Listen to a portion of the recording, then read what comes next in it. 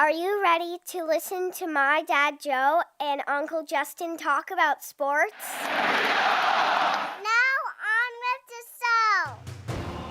The Joe Mays and J-Raff Show is brought to you by Mays Sandwich Shop, which have been serving the greater West Lawn area delicious food for over 70 years.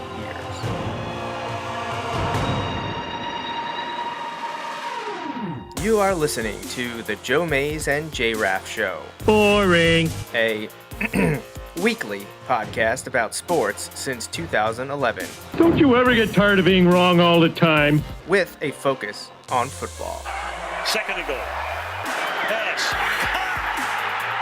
Got it. Touchdown. This guy has had some year. Al, I've got to tell you, in a pressure situation, I don't know if I have ever seen anybody be better than Matthew Stafford and Cooper Kupp. Wow, what a drive. 4th and 1. Burrow trying to keep it going, gets spun down, gets it away, and incomplete. Rams now running down to celebrate with a defensive play. And guess who? Of course. I mean, you don't even have to think about it. Pointing to the ring finger. When everything was on the line for the Rams, yes, we know it was Aaron Donald. But the Rams were built to win the Super Bowl, and they have sealed the deal. Now, here are your hosts, Joe Mays and Justin Raffauf.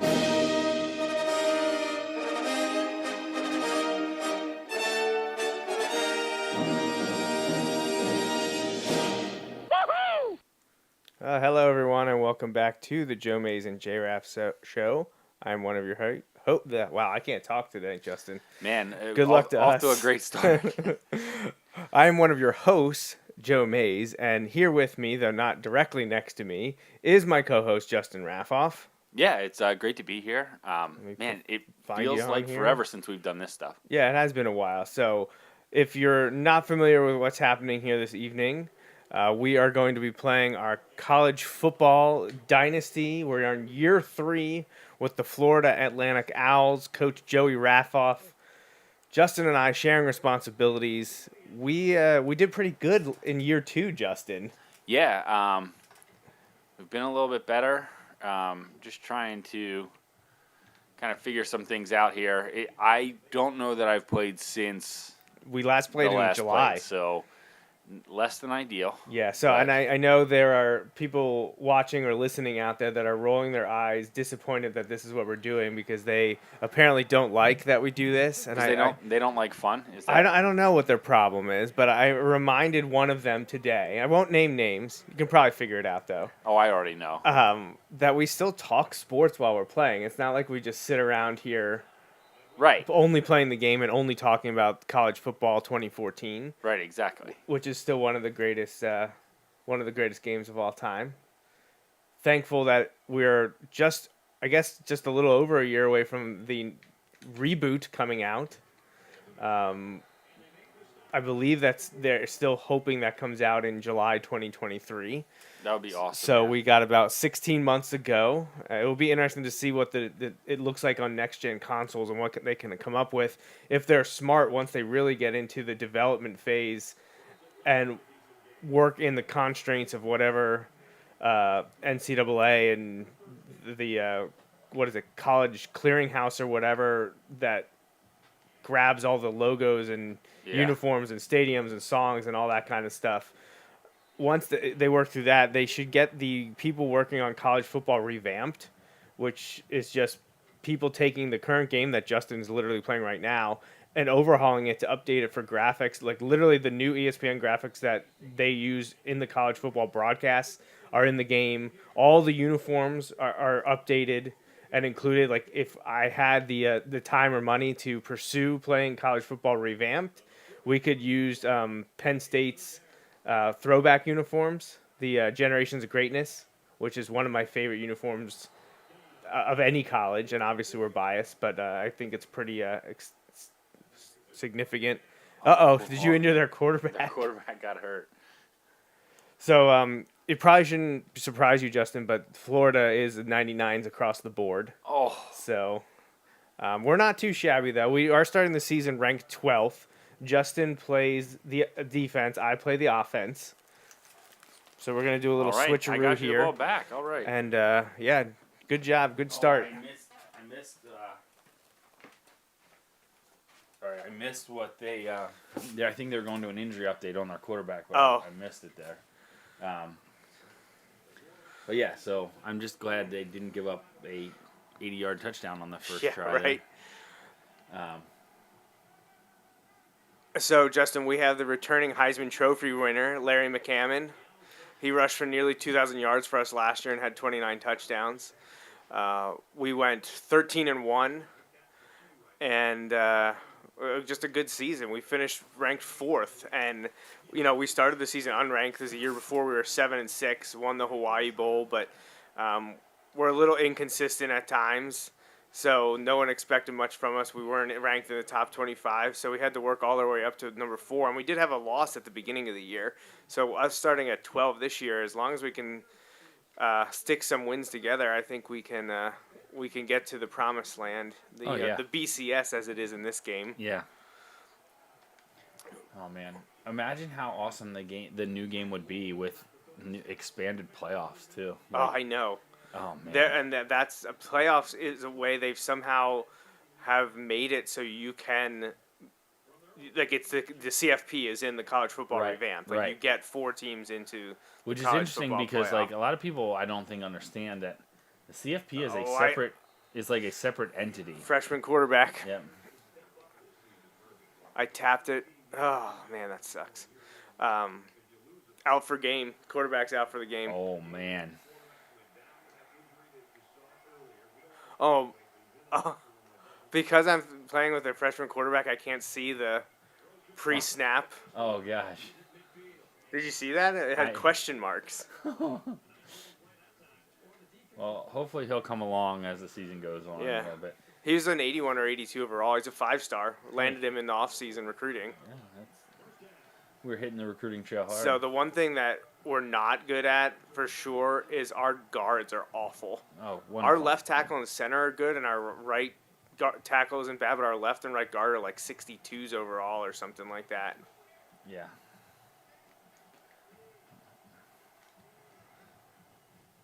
Maybe the Dolphins can pick up those guys.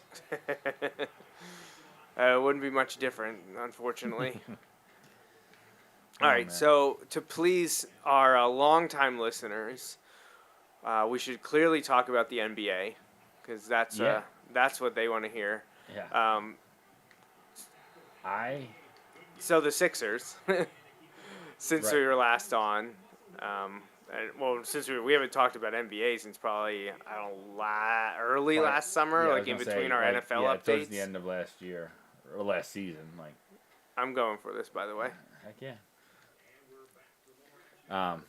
Yeah. So big trade. Sixers traded for James Harden. I'm not gonna get it. It was. Oh, that's unfortunate. Yeah, so it was, huge blockbuster trade, and apparently the Sixers lost the trade, though, as far as I can tell. Yeah, that's what everybody kind of said. But I mean, it got off on the right foot. James Harden, the first 4 games, Sixers won all 4. They're putting up massive amount of points. Yeah, outscoring everyone. Right. They lost yesterday. Harden didn't play, though. Harden didn't play, and it was their 3rd game in 4 days. And it was the second of a back-to-back, and they had to travel, didn't get to Miami till 3 a.m. So awesome.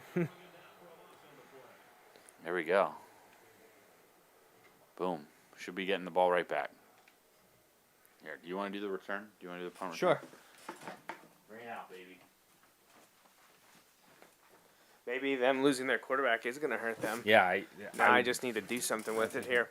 So the Sixers are fun. I mean, they were good. I think they're second in the East right now, maybe third. Before they got Harden, they were 3rd. Yeah, and then they climbed up to second. They're maybe 3.5 behind the Heat because that's who they lost to last night. Heat are very good. But, man, so the thing is, I look at it, they needed, like, last year, they needed to be significantly better than last year. Like, that's the goal. This is a swing for the fence. You know, this is the trade for Harden is a deal that says, all right, well, if we want to be better, we need to change things. We can't just continue doing the same old thing. Yeah. And so they went for it. And you know they went for it, and they really wanted Harden because they traded the big piece to me well, because obviously Simmons was going to be involved in the trade, but the big piece was, 4th and inches. The big thing was that they included Seth Curry, and I wish they could have kept Curry. You and I have talked However, about that. I was glad they kept Thibault and Maxey. And Maxey, oh my gosh, the last couple weeks, Maxey's just been insane. And it was interesting because it was one of those things where it was like Maxey, like somebody said it, and I don't know that it's true, but I'm gonna claim it is now. Like Maxey's improved more in one season than like Ben Simmons improved in his career. Right. Like he is shooting 13% better from 3-point line with the same volume of 3-point shots. But like it's a good fit. He's high energy. He's running up and down the floor. Like so that's all. That's been fun to watch. But not just that Curry trade, but Seth Curry is Deadly shooter. Well, yeah, he's also Doc's son-in-law. Yes. So Doc traded away his son-in-law. So when they signed Seth Curry, or when they traded for Seth Curry, Does Doc have final say over personnel? No, he does not have final say. But generally, he's involved in the conversation, but he does not have final say. But he joked that he was thrilled, and the reason he wanted the trade so bad was, one, he's a good player, but two, he wanted to see his grandkids more, and he just sent his family up the turnpike. Yeah. That being said, I like Seth Curry, but he needs to be on the Sixers. He was probably their second best scorer, and he needs to be on a team where he's the third best scorer, where he's just the shooter. Yeah. You know? And the Sixers didn't have that. Now they do. You know, if you could have kept him, yeah, that would have been great if you could have kept him, but we couldn't. Like, in order to get Right, you got to give something up. Right, exactly. So well, now they did also make a splash in adding Jordan, right? Did that ever go through? DeAndre Jordan? Yep, DeAndre Jordan. They claimed off of waivers. Yep. Or sorry, he might have cleared waivers and then they signed him. Nice. Yeah. Very so nice. I mean, the Sixers are set up. They need to stay healthy. That's their biggest thing. Oh yeah, you know? 100%. And Embiid, Harden seem to need nights off all the time. Just. Right. You know, what are they called? Maintenance type. Right. You know, kind of what you hear about LeBron. They have to keep them healthy. But here's the thing. Nothing in the regular season really matters other than health. Right. They need to work things out. What they, in my opinion, what they need to figure out is they need to figure out Tobias Harris's role in the rest of the regular season. Because Tobias Harris, and honestly, I feel like this could be a great spot because Tobias Harris could be in a spot. Nice catch. Keep an eye on your time. Yep. Tobias Harris is in a spot where he was maybe the second or third best player on the team, and he isn't, or he shouldn't be. You know what I mean? And so, it's one of those things where the fact that he can now be maybe the third or fourth best player on the team, like, we just got to figure out that role. And that's where Doc Rivers, who has a long-time relationship with Tobias Harris, that's where that can come into play, I believe. So I'm hopeful. Nice. Very nice. Very nice. All right. Right before half, too. Wiley. And we get the ball, too. That's awesome. So yeah, I'm really happy that they were able to get Harden.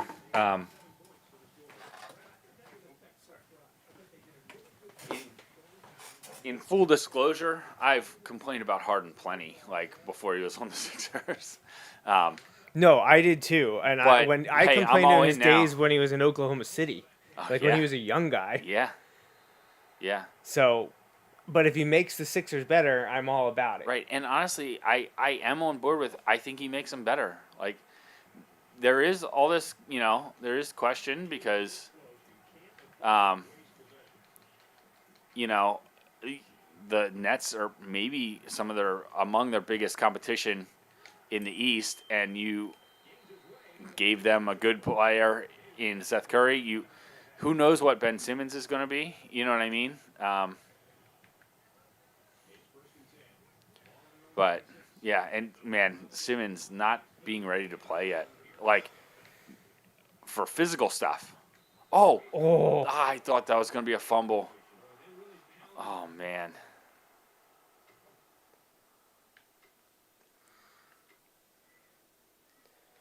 So we'll see. I mean, who are the biggest challengers to them in the East? Like, Milwaukee. Well, so here's the thing: do you want the biggest challengers by rankings, or by like the standings, or do you want the biggest ones by like who's going to be there in the end?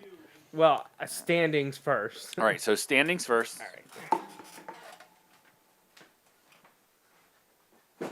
I assume Celtics. No, well, Celtics are down right now. I mean, they beat the Nets today, but so you have Miami's the 1 seed right now. Oh, Miami's the one. I didn't realize so Miami's the one. So Jimmy Butler's there. They have Jimmy Butler, Kyle Lowry, not Kyrie. Kyle Lowry went there. Former Villanova player, was on the Toronto championship team.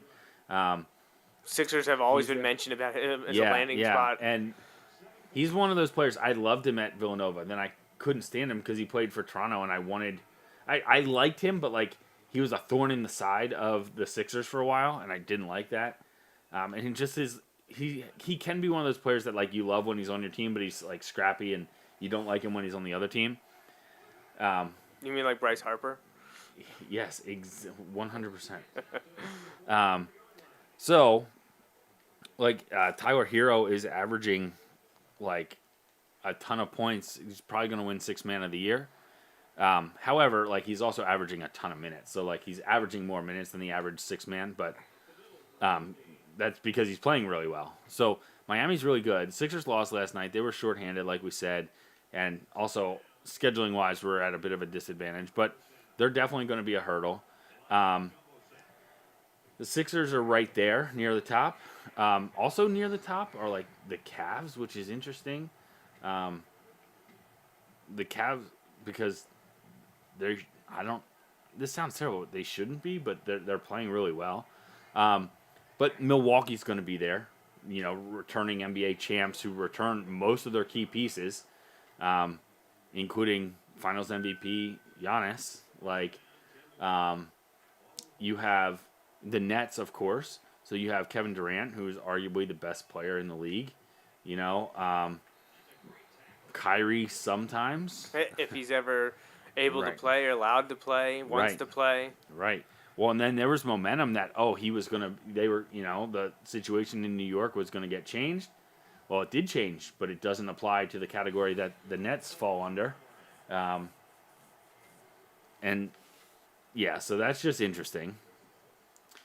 And then, like, Ben Simmons is a key piece for them, and now apparently, I guess Brian Windhorst, some people love Brian, some people can't stand him, but, like, he reported earlier this week that Simmons isn't even of a, like, day-to-day status right now. He's, like, week-to-week. Really? And that was a direct quote from Rich Paul. Wow. So, like, the agent saying week-to-week, they basically said that could mean, like, and I guess Steve Nash may have made a comment. Someone made a comment like, yeah, we're fully confident, like, he'll be ready to go by the playoffs. Wait, what? Right. There's still, like, a month and a half left. Like, what do you mean ready by the playoffs?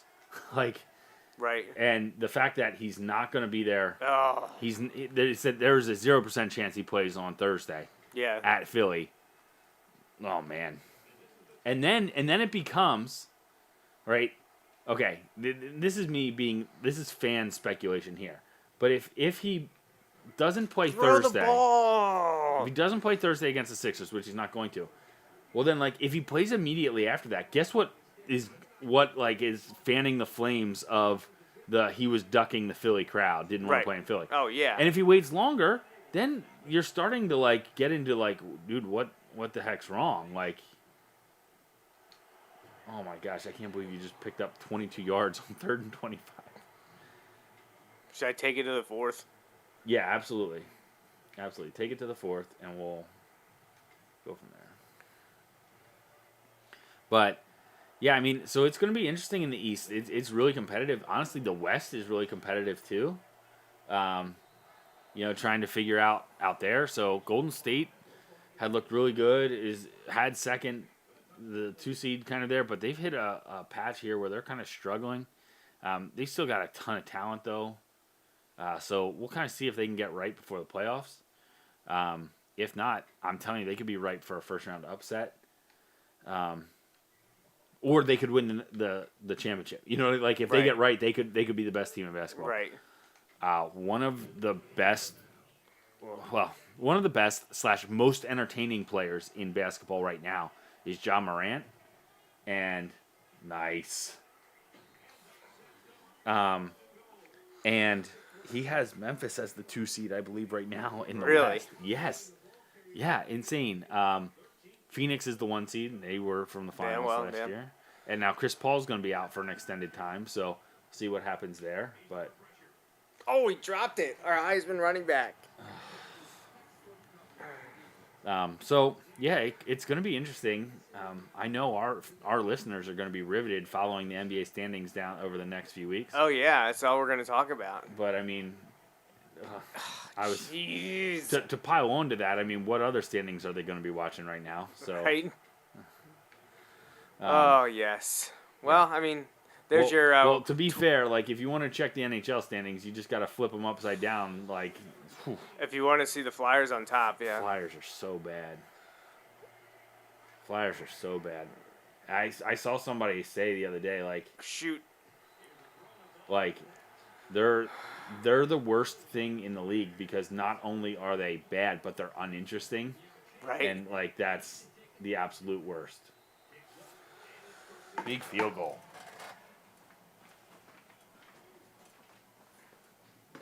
Big field goal. All right. Let's see here. So onside kick, right?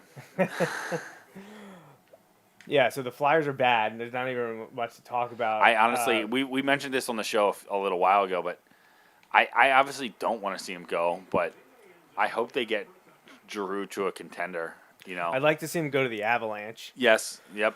That's where I would pick for him to go. So, yeah, I don't know. We'll see what happens there, but the Flyers are no good. Another lost season. After coming so close stick on the sideline in 2010, the 2009-2010 season. I mean, think about that. That was 12 years ago. Yeah. 12 years ago. Like, I remember celebrating that. That was the same time that Roy Halladay was right around the same time Roy Halladay was throwing his perfect game. Like that was all happening in May of that year, of that incredible Flyers run where they came back against the Bruins down 3-0. Oh my gosh, that was amazing. And then in the eliminating game, we're down 3-0. They're down 3-0. Like you couldn't have written it any better. And our buddy Pat has a great story. So they didn't have tickets, obviously. I think that game was away, wasn't it? Yeah, that was in Boston. Yeah. But they went down to Chickies and Pete's for that game. Yeah, crazy. But it feels like ever since that Patrick Kane goal that like people didn't even realize it was a goal. We thought we were going to be sending it back to Chicago for Game 7. Oh, come on. And it was just deflating, and they haven't really been good since then. No. Do they have more than 1 or 2 series wins in the playoffs since then? Like, you can't have much more than that. If they haven't made the playoffs a ton since then. Yeah. So yeah, Sixers on the upswing, looking good. Hopefully everyone can stay healthy. They can they'll make the playoffs. But hopefully they can make some noise in the playoffs. Flyers are not going to be there. Phillies. Yeah. What's going on with baseball? So nothing good, man. We're in multiple weeks or close to a month now, maybe, of the lockout. I'm not even sure when it officially began. Well, they're like 90 days into lockout. Oh, okay. I must be just thinking about like the delay Like of spring really, training. yeah. Spring the- training is much So less. Valentine's Day is always like my mark because usually Yeah. that's when pitchers and catchers are reporting is like right around Valentine's, give or take. So in reality, I feel like most people have only been thinking about baseball for 3 weeks. Oh yeah, no, absolutely. And And I think I said this last time. Like I feel like baseball missed a huge opportunity to like be able to get a deal done right after the Super Bowl and like yeah. capture a bunch of that momentum. Yep. Oh, man, you pierced right through there. Of course. Making it interesting. It's the end of the game. Right. AI yeah. boost. Yeah. So baseball cannot afford a work stoppage like this. They're already losing games, series are canceled. I'm not even sure how close they are. No, they're not that close. That's the problem. They're not even close. Now I'm going to tell you. So they lost 6 or 7. We'll just say 6 games because they canceled the first 2 series. Some of those series are 2, sometimes they're 4. You know, like so it's hard to say. So we'll just say they lost 6 games. And the risk at saying this. So I've read some things on this because what else is there, sports wise to do? So I was reading up on it. There are some people that believe, and again, so you're reading someone's opinion of someone's opinion. Right. So like take it with a grain of salt, but that they said basically the owners view April as disposable. But that's about when, because I've seen others say that really, the owners view the first 2 months. But the thing is, at 25 games is when most teams would have to start giving money back to their television partners. Oh. And so, Oh no. So there's something written in for 25 games. But, so that's where it gets kind of crazy. What do you want me to do here? I want you to make the call so I can wipe my hands of this is what I want. What I want you to do is pick up the first down. Oh, no, thank you. Appreciate that. Go big or go home, right? I feel like we did that a few times last season, too. Oh, my... Oh, no. He dropped it. Here we go. Again. Yeah, but he had the ball. It's right in his hands. Oh, gosh. All right, here we go. Time for a turnover. I can't believe that just happened. Time for a turnover. Yeah, well, they boosted AI boost to 99 for everything. Backup quarterback coming back from 10-0 down with 3 minutes left in the quarter or whatever, or in the game. Pickett. I can't believe he dropped that. The returning Heisman winner has dropped 2 huge passes, one for a touchdown and now one for a 4th down conversion. That would have iced the game. Yeah. Oh my gosh. I found this on the web. Oh, thank you. I'm glad you found that on the web. I can't believe. Oh. I was like, oh, we're going to pick it. Oh, we're going to pick it. Oh, no, they're going to catch it. Like, that's kind of how I felt about that one.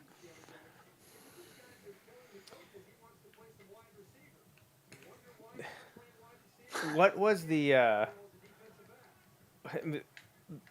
offseason was weird too because did a lot of people change teams? Like, Fourth were and there trades No. and signings? And, No. like, everyone There just kind of was some, and sat then around. and then there was the lockout happened because like even though the CBA had expired, it was like basically status quo kind of stuff. That's why I didn't. Oh, they gave it to him. Yeah, they did. Just don't.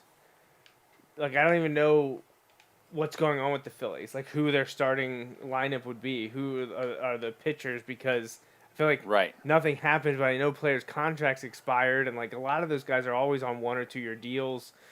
It's just a lot. Yes! There you go. Take it back. Take it back. Yes. Nice. Very nice. Huge. Nice road win to start the year. Heck yeah. Milk that clock. Yeah, they don't have any timeouts. Nope.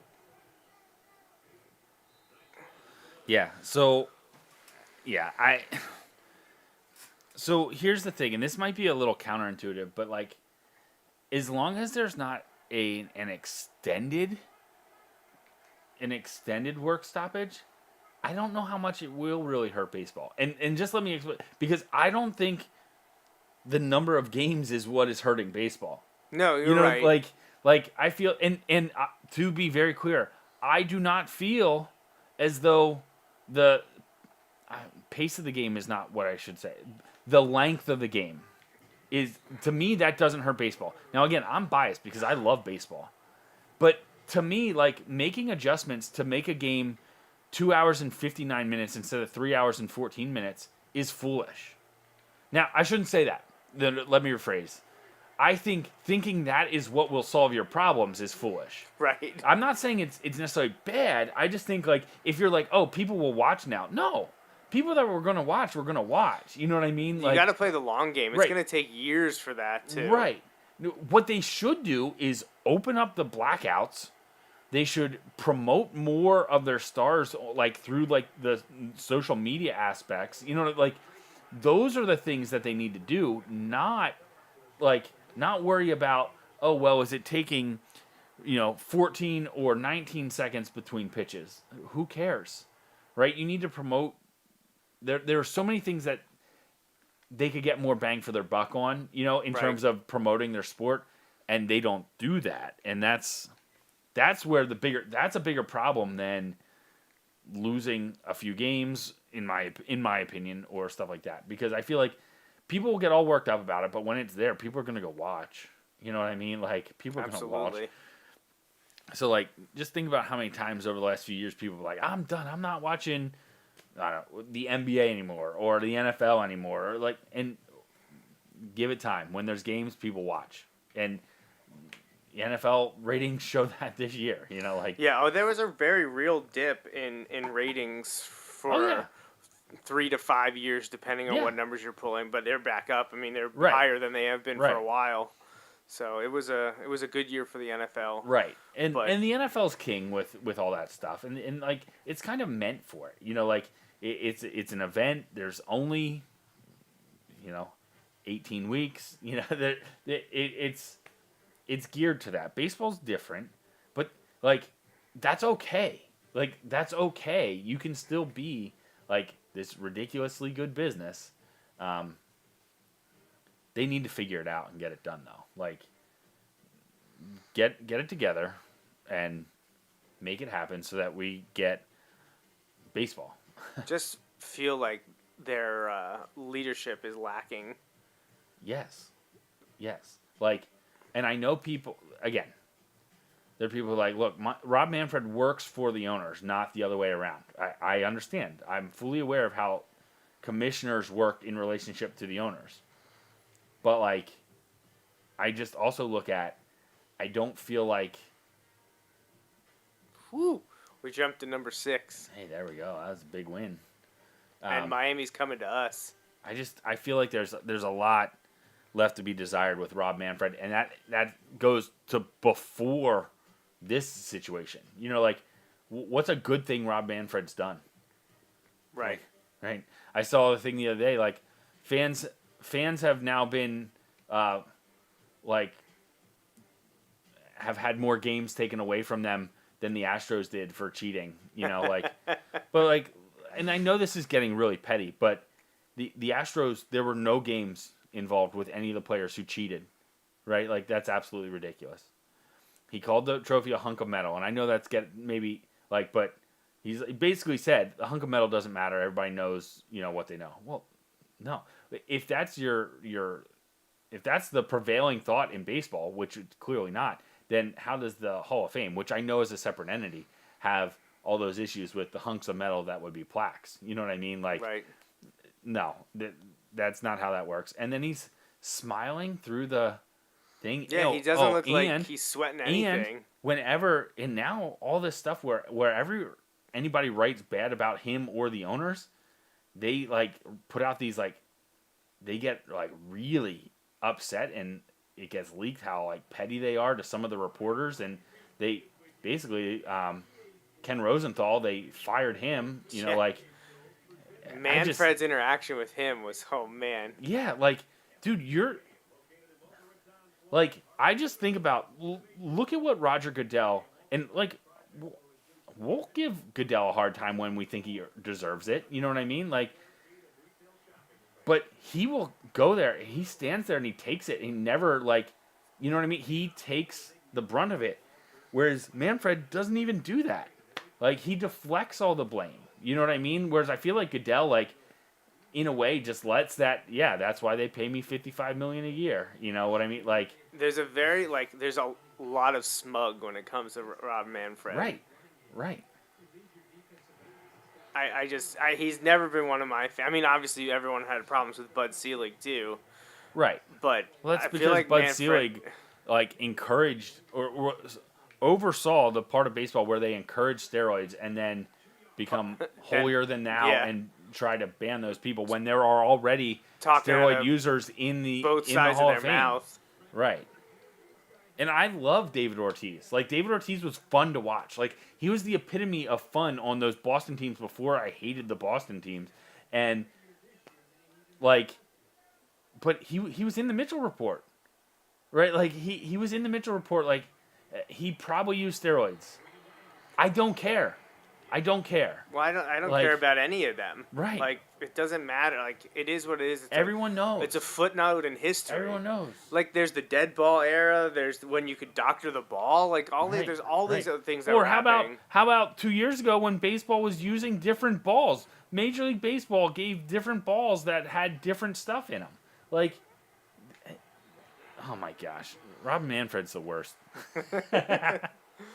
How about college football? Anything in college football, like the death of playoff expansion? Yeah, Unfortunately, it sounds like our league is a part of that. So it is. So I've heard that, but I've also heard that part of it is because they couldn't. What it really comes down to is they couldn't work out the TV deals, right? Not that they really tried, but the Big Ten is in line for a huge massive payday when it comes to TV deals. And so they said in part the Big Ten is not about to blow up the current TV deal structure where they're up next to get their big thing. Which they also said the Big Ten would never say it, but is saying, like, thank you to the SEC because the SEC renewed their deal early and set the bar high. So now the Big Ten has another. And like the ACC or the Big 12 or the Pac-10 or 12, they signed like a 26-year deal or something ridiculous. ACC is the worst, exclusive with ESPN, and most places still don't get the ACC network. Like, it's bad. Well, and the Big 12 network is essentially non-existent because it was the Longhorn network. Essentially, was the Big 10 or the Big 12 network. And the Pac-12 network, nobody wants to watch. So I think in the current deal that the Big 10 has, when it was negotiated, I think they get like $440 million a year. Yeah. And they think the next deal will be over $1 billion. Yeah, and they said NBC could be in the running for it, which then brought up all these things of like, oh man, would that be what could draw Notre Dame into the Big Ten, even though they're kind of more tied to the ACC. They're flirting with the ACC and everything else, so it'll be interesting to see what happens. I feel like they'd be a great fit for the Big Ten. I know that's long. I feel like we've been saying that forever. Right. But they're not going to join a conference unless they have to, and a 12-team playoff is not going to make them do it. So, like, if there was a 6-team playoff that was the 5 conferences and one at large, but the 5 conferences were guaranteed their thing, then I think Notre Dame their hand might have been forced, but not now. Yeah. So, I mean, ideally, honestly, I know this wasn't on the table. I still like a 16-team playoff, and I I know agree. people will throw their hands up in the air and be like, "There's no way there's 16 teams worthy." I was like, "Why are you against more football?" And we just talked about baseball being holier than thou about Yeah. the steroid thing. Yeah. The number of people that are holier than thou about actually thinking they care about the health of players, or that there are that overwhelming amount of players that care about playing another game. Those things are so blown out of proportion. Right. Absolutely. And that's not me saying that health and safety isn't important. It's saying the focus that is being put on it is so out of proportion with what Right. reality is or needs to be. Because I mean, it's preposterous to me when you just look at literally the next step down in college football has been doing a playoff of at least 16 teams for decades. Right, where you have fewer kids on scholarship Right. and less Here money you go. for the facilities and everything. Like, So these commissioners Right, and they go like, oh conferences- well, the time away. Well, the time, you're about to run $1 billion tournament, right in the middle of a semester. Like football, most of that playoff would take place between semesters. Right. Yeah. Like right. there The are talking points are right. just There are valid mind-boggling. reasons. There are valid reasons to to be hesitant, but some of those. Many of them get thrown around and are not. Right, their excuses to not blow up the system, to not change things, to not go to what everyone wants because of individuality or whatever.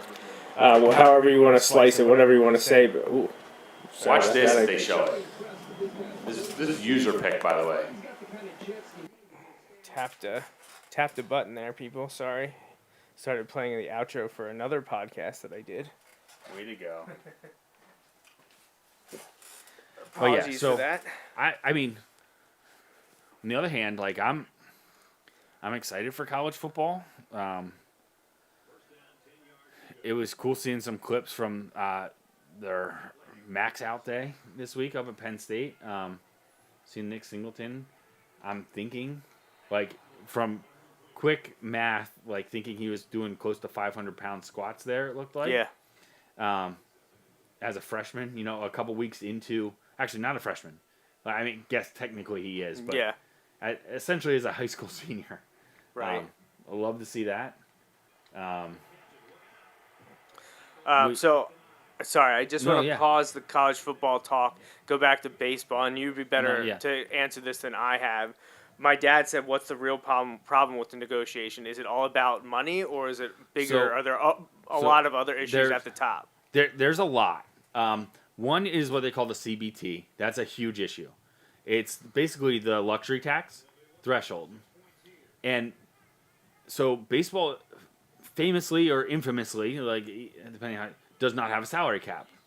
However, the CBT has essentially become the de facto salary cap. It's just not a hard salary cap. So the NFL has a hard salary cap. The NHL has a hard salary cap. You must be under.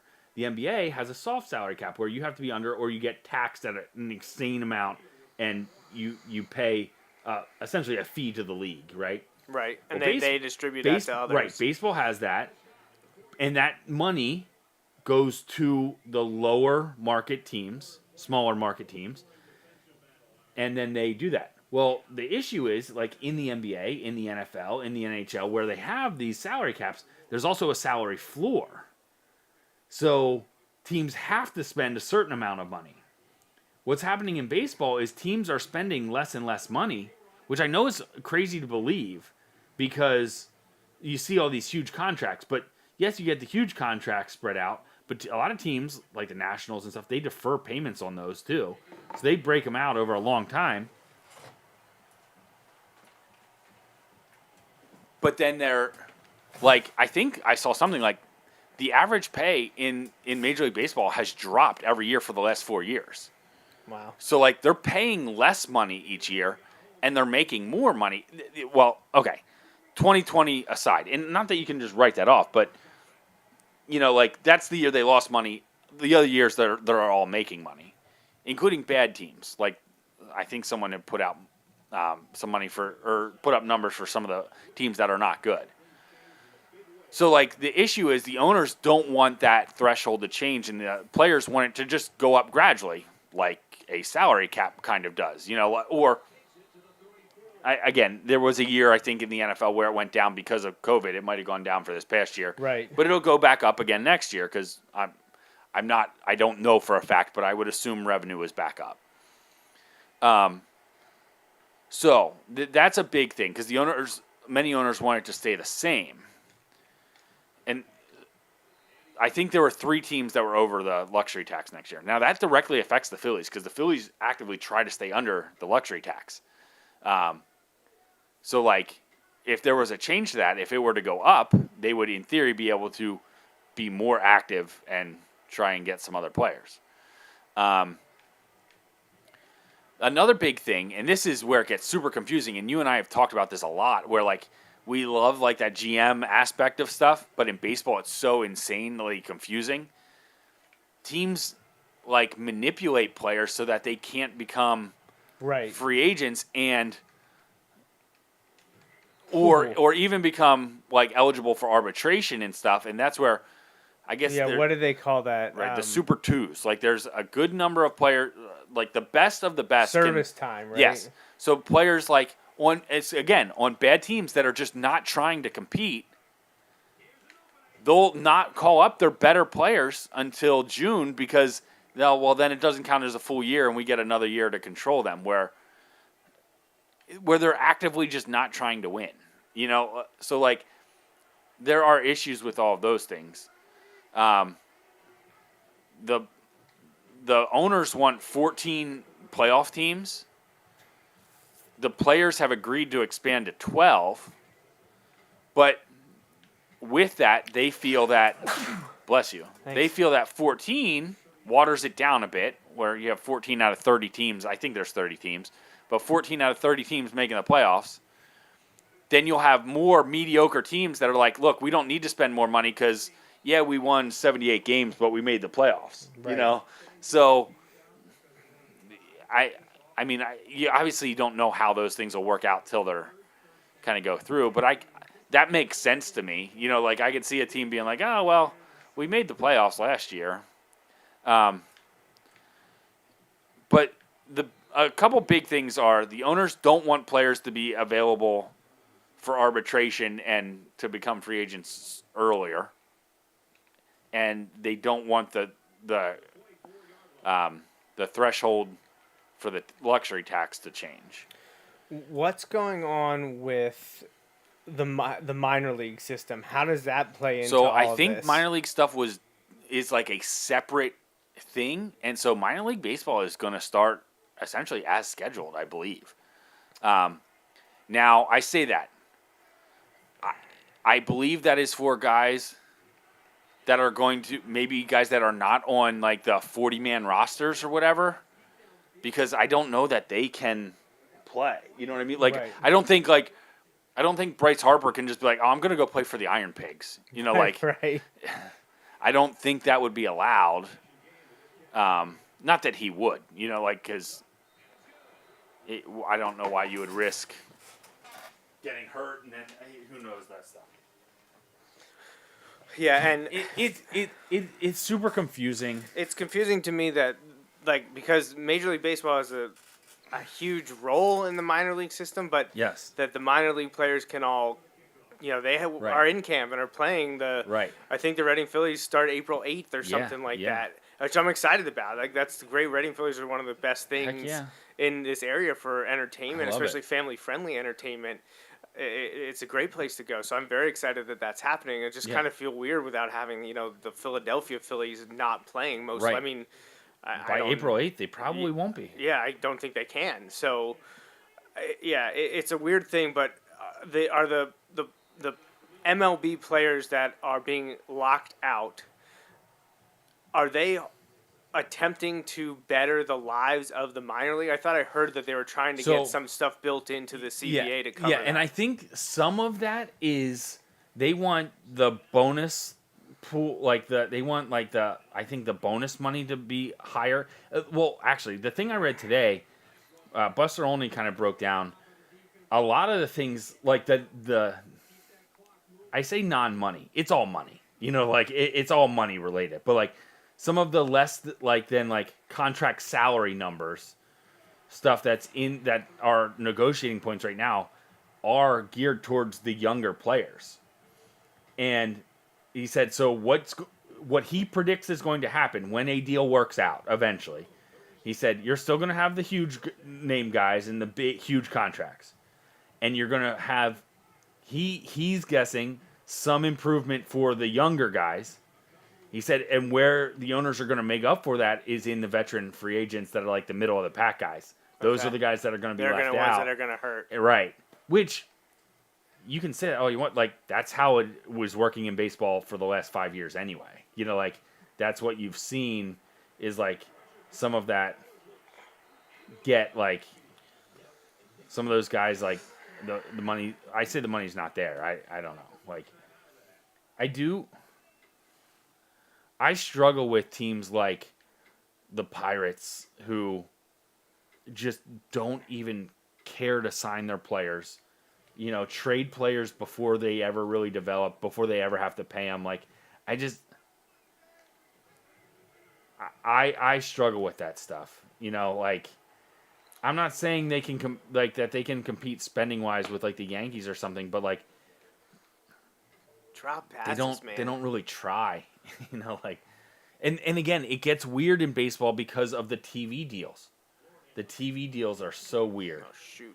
Not a good pun. Because they're all individualized to the teams. Whereas, the NFL, NBA, like, well, NBA is probably a little different, but like the NFL, like, it's all national TV works out, and they split that money evenly.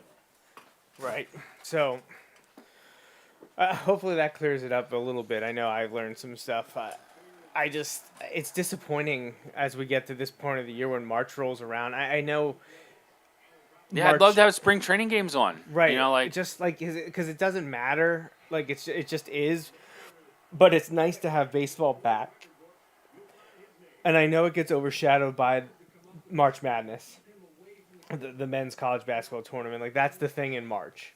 That's what's happening in March. That's the most important thing.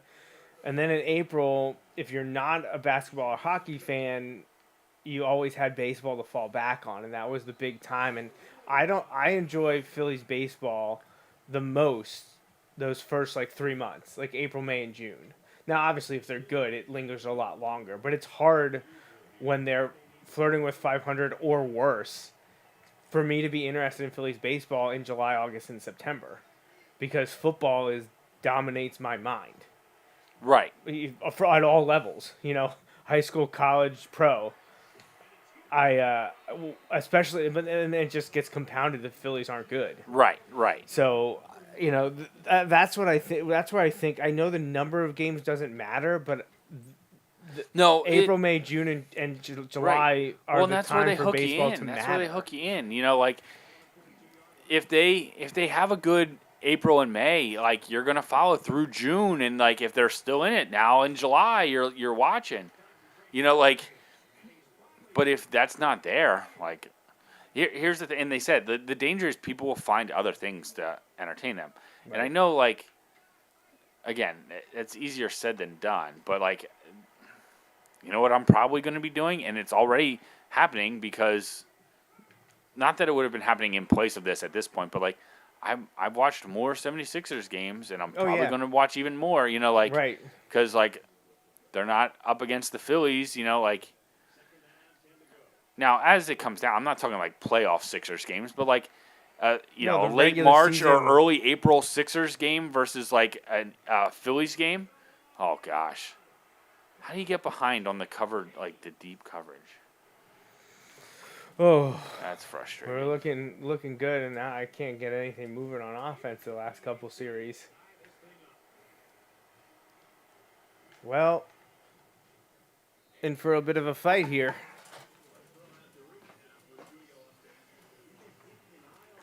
All right, let's see. Let's get the mojo back. Let's get back to what we were doing.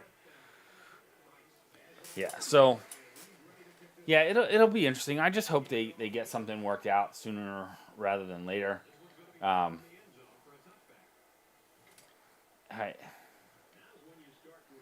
it's just one of those things. I get really frustrated that like there's no reason this couldn't have been worked out before. Right. I don't understand. Yeah. I guess they always say, "Oh, there's no urgency. There's no urgency." Right. Well, then, but if you weren't that close, right? Like I know you're like, messed up the so owners much. locked him out and then didn't give a proposal for like 43 days, and then took like another like 3 weeks to respond to like the initial response, like just like things like that. Like, come on, like I don't know. I understand like when you get close to the deadline, then everybody's going to care about it more, but. Then you find yourself, and hey, guess what? You couldn't get it all done. Imagine that. Yeah, shocking there. It makes it like, and again, I am biased in this, like, but I look at that and I'm like, well, yeah, they didn't want to get a deal done. You know, like that's how I like, and maybe not judging not by their action or by their words, but by their actions. They didn't want to get a deal done, and that's what they got. You know, so. We'll see. But, yeah, I just want baseball sooner rather than later. And first down. Good job. 21 rushes already for the one guy. I just can't break anything big. I'm not getting the chunk yardage. Right. This is where, of course, we're playing 2014 Miami and not current Miami, right? Right. 2015. We're at 2015. Oh, yeah, sorry, 2015 Miami. Yeah, well, they still have Greg Rousseau on their defense, so. All right, so. Back to college football. Yeah. TV contract, playoff expansion. Yeah. Or Penn State. Well, you were talking about Nick Singleton and it looks good, the group like, that's lifting coming. There. Like I love that they're getting a bunch of early enrollees. See those guys contribute quickly. I'm looking forward to big things from the young guys, and I know this sounds crazy, but like because we talk about it and people have said like, well, Franklin's had good recruits. Yeah, he has, but it's kind of been like a roller coaster, up and down, up and down.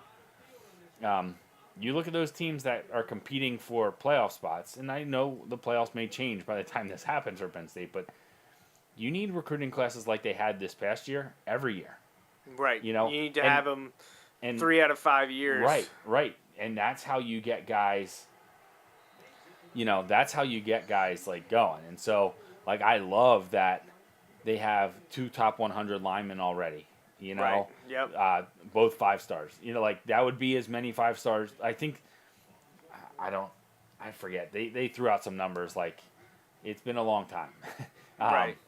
But like, and they have room to add some other pieces there. But getting a good 2022 class, adding a good 2023 class, then you start to build some momentum. Hopefully you can win some games this year, kind of turn that around. I like that there's probably going to be more competition in the quarterback room than there's been for a little bit. And hey, look, if Clifford wins the job, so be it. But I think with the way. I don't. Is it Valu or Vayu looked, and with some of those freshmen coming in, good. Make them earn it. Drew Alar's coming in. If Alar wins it, great. I'd love to see him get it early and have a chance with these young guys to develop over the next couple of years. Yeah, we'll see. I like the Manny Diaz hire. Yeah, so do I. Like, I love that. Hopefully and it'll help. I know. I think we might have mentioned this before, but it's hard for me to remember what we talked about in our text versus what we talked about. I know, right? we But say it all the time. Like, if people are like, yeah, but he's obviously going to want to be a head coach. Yeah, guess what? A lot of them want to be head coaches, and if he goes to be a head coach, guess what that means? It means the defense is probably pretty darn good. Right. Like, no one's going to want to hire him if the defense is ranked 80th. Right. So, I'm excited for that. So he's here for 2 years. So what? Yeah, great. I'll take him for 2 years. That's a problem for future James Franklin. Right. Like, and maybe that gives them enough times to promote people that they need to move up in the system. Right, exactly.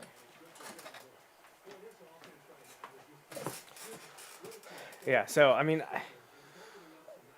I know Penn State lost some significant contributors. You know, Jahan Dotson and Jaquan Brisker are probably the two biggest one that everyone's going to point to.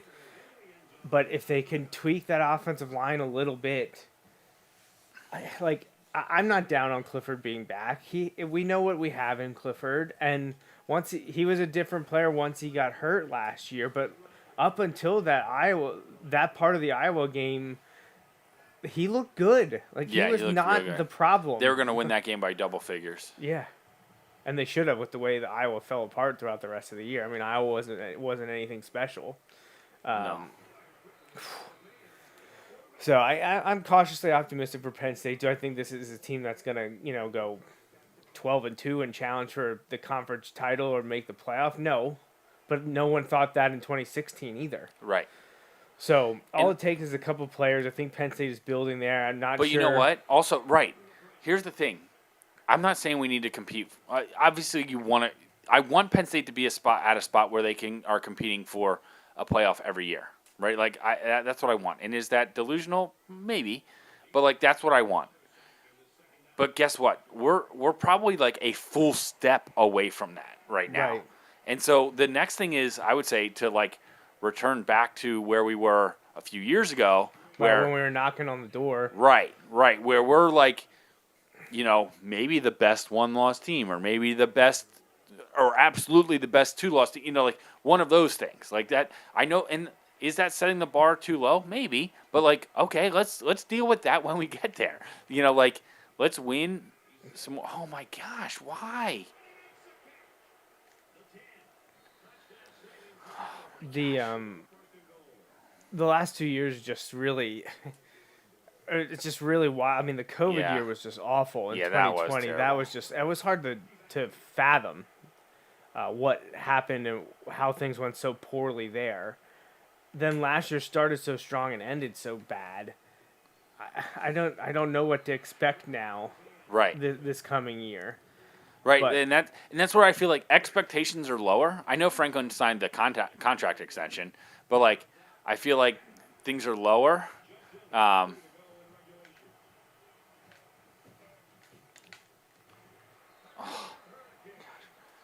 right. Here we go.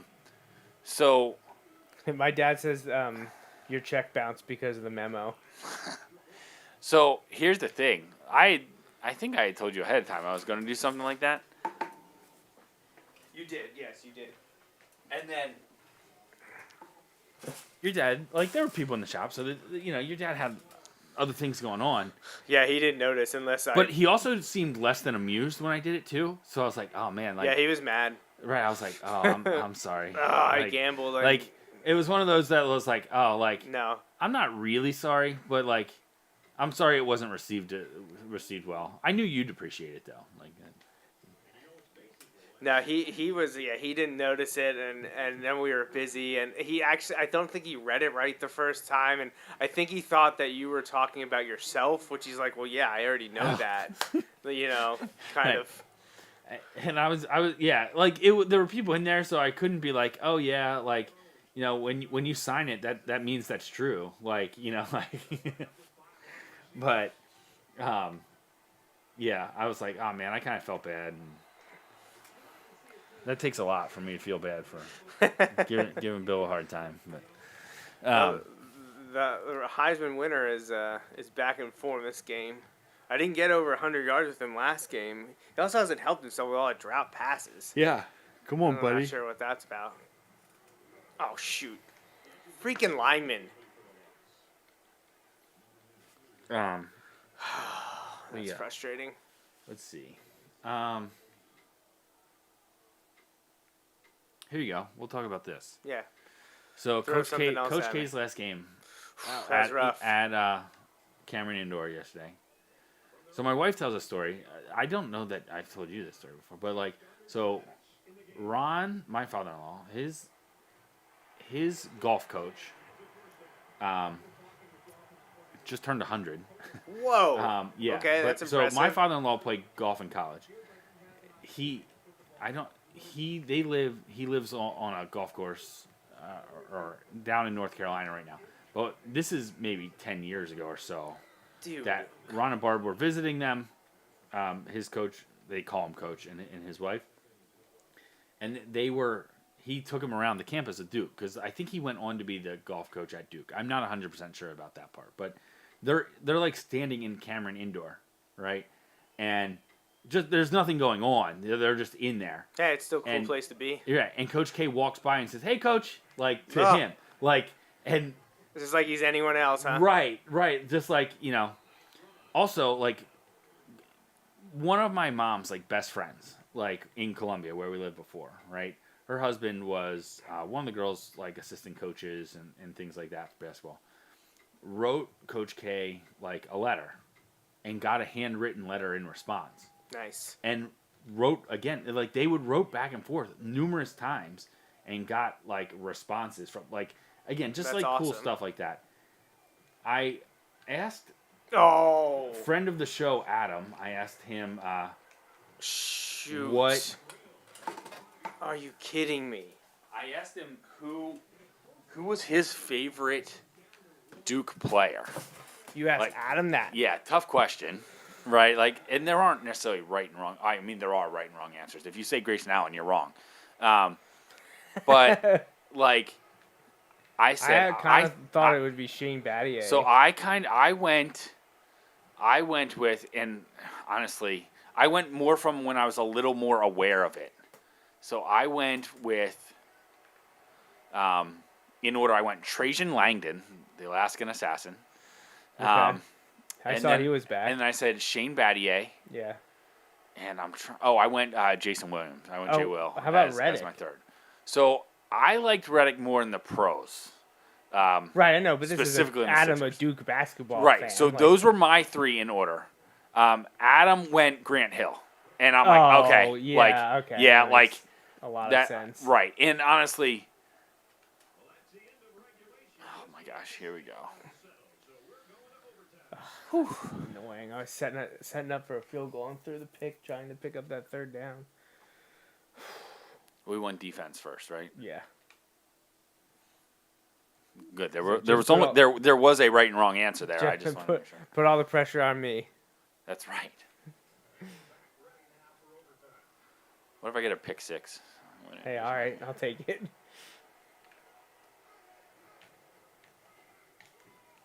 Oh, that guy just tossed you. Wow. Woo. So wait, so the three you mentioned, were those your guesses for Adam? No. Or Those were your mine. top Those three? were mine. He said, he came back with, so when I asked him, I also listed mine.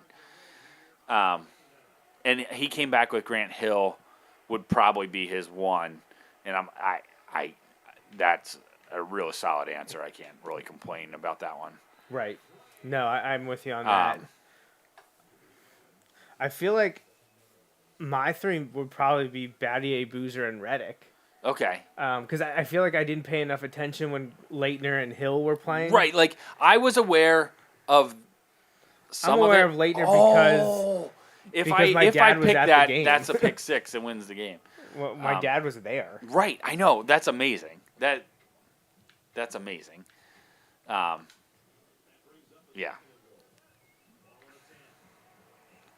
Yeah. This is one of those where I'm like, I feel like this should be like third or fourth down, and it's second down. I thought you had that pick. Oh.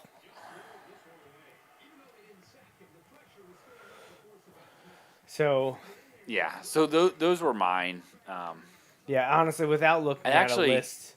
So a few years ago, the last time Villanova won the title, I went to the Saturday games. Was that 2018? They kicking? They have to. It's 4th and 10 or 4th and goal. All right. Well, you held him. Now I gotta get us in the end zone. Maybe he misses it. Miss it. No, down the middle. All right.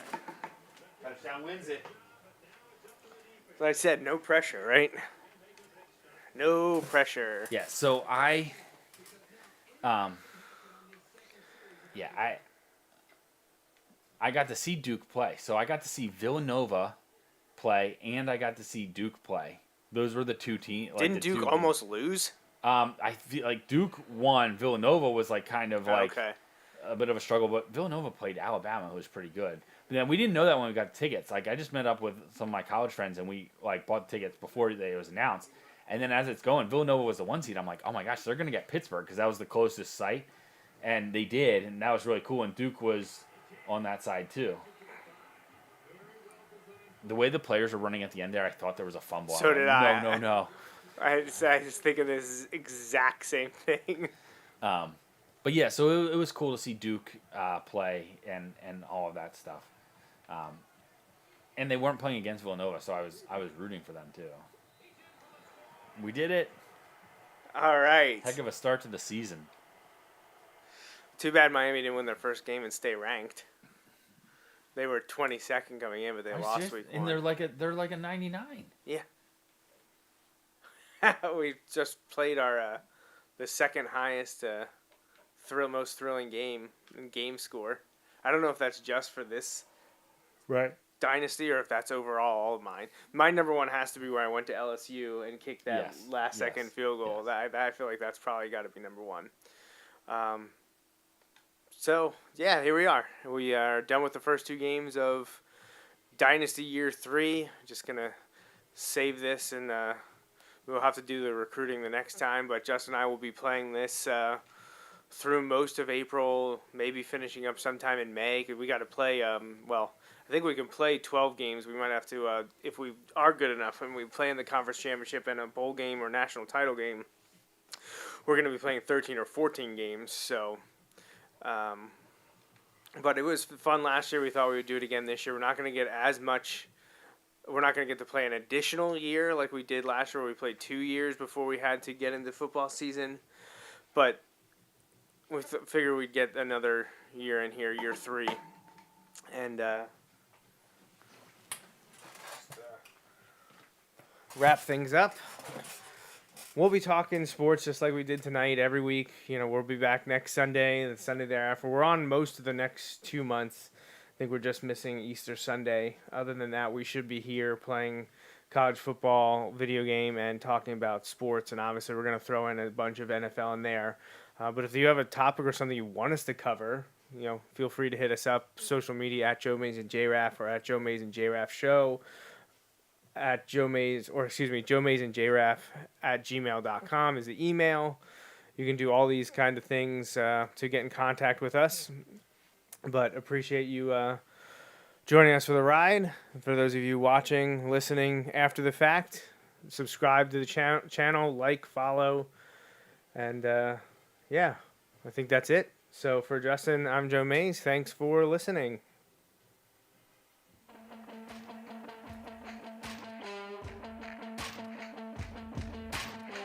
That's a wrap on this episode of the Joe Mays and J-Raff Show, brought to you by Mays Sandwich Shop.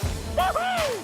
You can watch each weekly episode live on Facebook, Periscope, or YouTube. Be sure to like, follow, or subscribe to the show on Facebook, Twitter, YouTube, SoundCloud, Apple Podcasts, and Google Play. You can also rate and review us on many of these platforms as well. We'd love to hear from you. Send your emails to the Mays Sandwich Shop inbox at joemaysandjraff@gmail.com. The Joe Mays and J-Raff Show is a part of the JMNJR Radio Network, home to other productions such as the Bulldog Hour, Tangents with Friends, and Nat Chats with Dad. Until next time.